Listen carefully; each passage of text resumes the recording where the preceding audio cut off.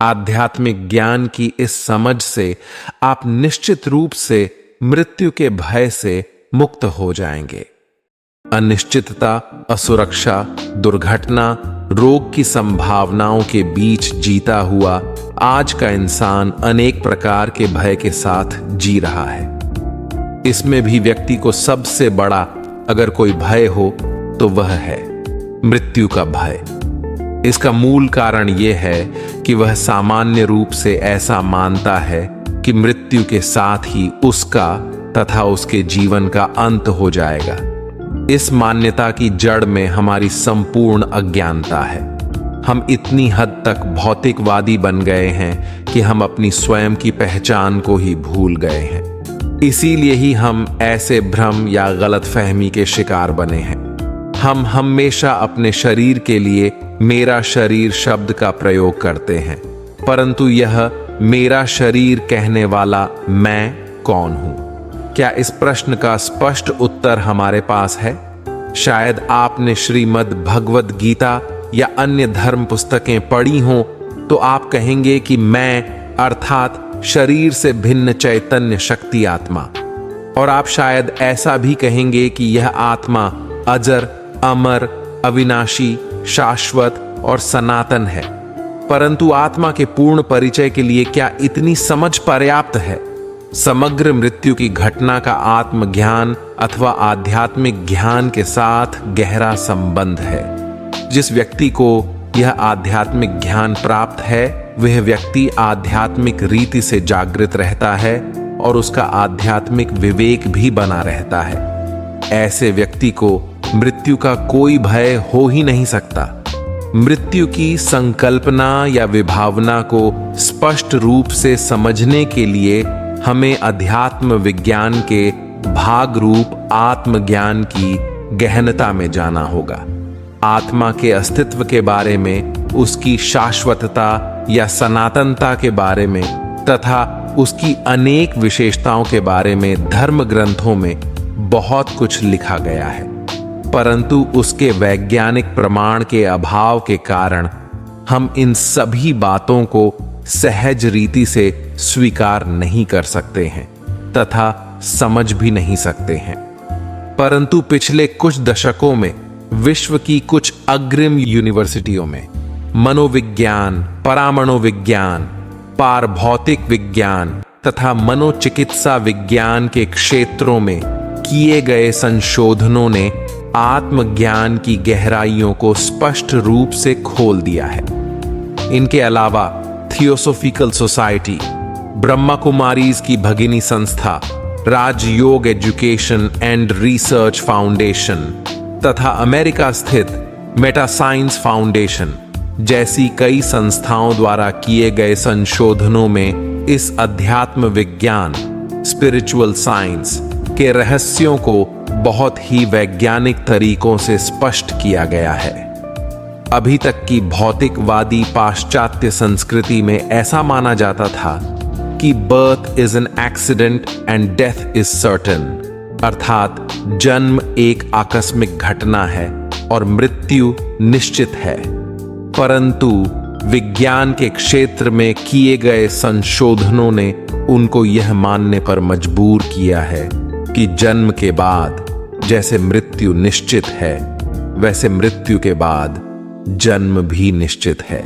इन संशोधनों के द्वारा मानव चेतना के विज्ञान के जो रहस्य स्पष्ट हुए हैं उनकी समझ प्राप्त करने से कोई भी व्यक्ति मृत्यु के भय से मुक्त हो सकता है।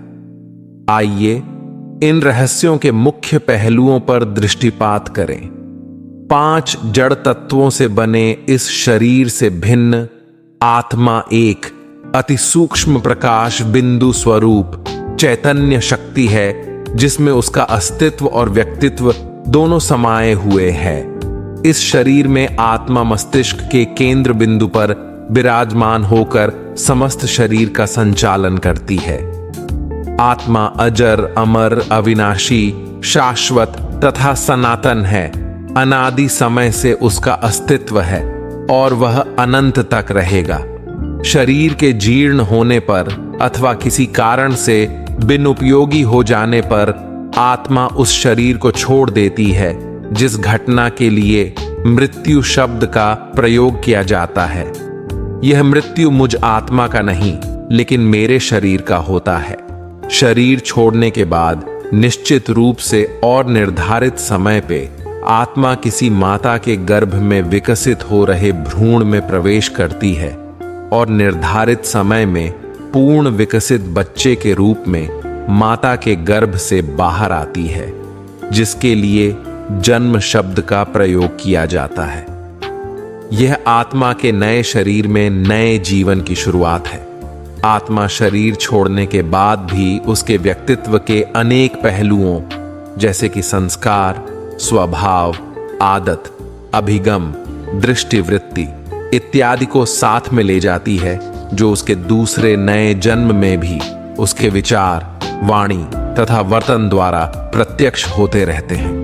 मन, बुद्धि और व्यक्तित्व आत्मा की 3 मुख्य क्रियात्मक शक्तियां अथवा सूक्ष्म इंद्रियाएं हैं। इस सृष्टि नाटक के चक्र में आत्मा अनेक जन्म लेती है।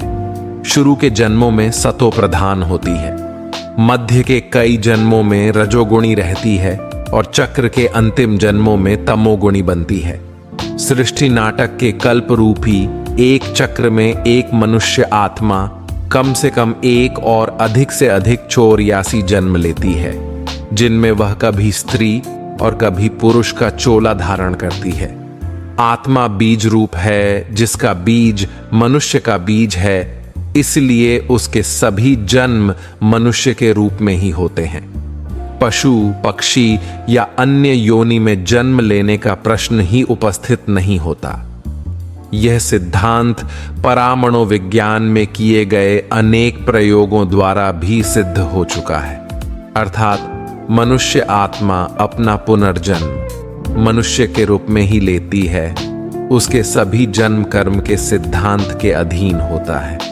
उसके कर्मों का फल सुख या दुख के रूप में उसे मनुष्य के तन द्वारा ही भोगना पड़ता है। संपूर्ण सुख का अनुभव आत्मा अपने सतोगुणी जन्मों के दरमियान करती है और तमोगुणी जन्मों के दरमियान अधिकतर दुख का अनुभव करती है।